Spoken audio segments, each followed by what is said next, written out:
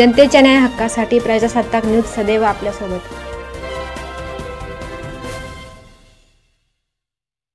बिबट्यांच्या नसबंदी प्रस्तावाला मंजुरी मिळण्यासाठी प्रयत्न सुरू। आमदार खताळ आमदार अमोल खताळ यांनी प्रगती श्रीरामच्या तब्येतीची केली विचारपूस। संगमनेर तालुक्यातील बिबट्यांचा वाढता वावर लक्षात घेऊन बिबट्यांची नसबंदी आणि ट्रॅकिंग करण्याबाबतचा पत्र आमदार अमोल खताळ यांनी राज्याचे वनमंत्री गणेश नाईक यांना लेखी पत्र दिले।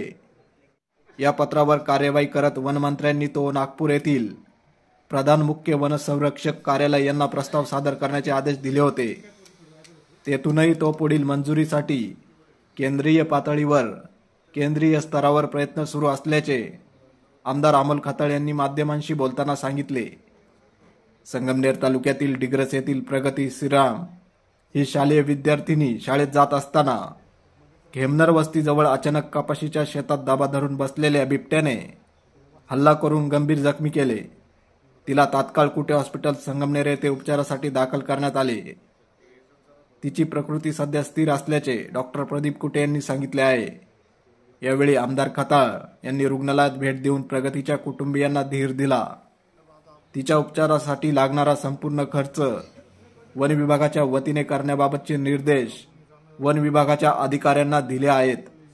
यावेळी उपवन संरक्षक अमरजीत पवार, वन परिक्षेत्र अधिकारी सुभाष शांगळे, सागर केदार आणि मोहन ताम्हाणे, डॉक्टर प्रदीप कुटे यांच्यासह महायुतीचे कार्यकर्ते पदाधिकारी उपस्थित होते।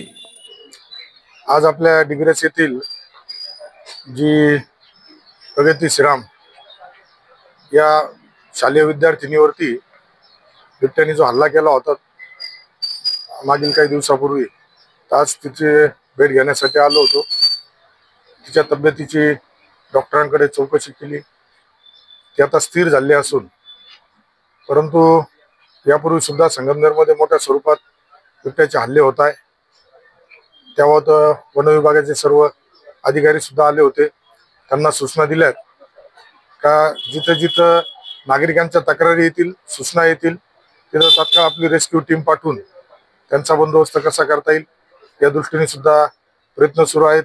मध्यंतरीच्या कालावधीमध्ये सुद्धा मी स्वतः बिबट्यांची नसबंदी करण्यासंदर्भातला एक पत्र वनमंत्र्यांना दिलं होतं आणि त्याचा प्रस्ताव सुद्धा नागपूरकडून केंद्रीय पातळीवरती गेला आहे। त्यामुळे लवकरच तो सुद्धा विषय मार्गी लागेल।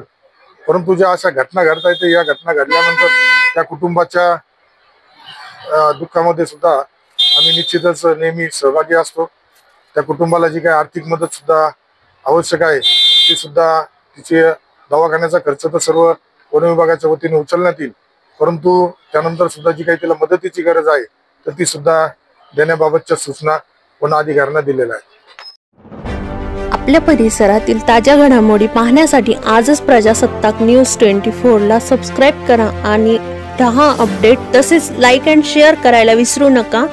प्रजासत्ताक न्यूज सदैव आपल्यासोबत।